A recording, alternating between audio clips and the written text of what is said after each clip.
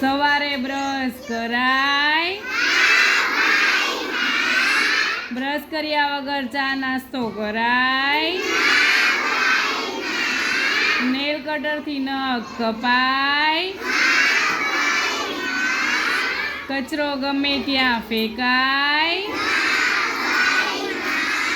રૂમાલથી નાક સાફ કરાય, બટન બંધ કરાય,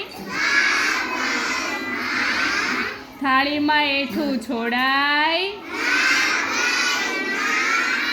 કાન સાફ કરાય,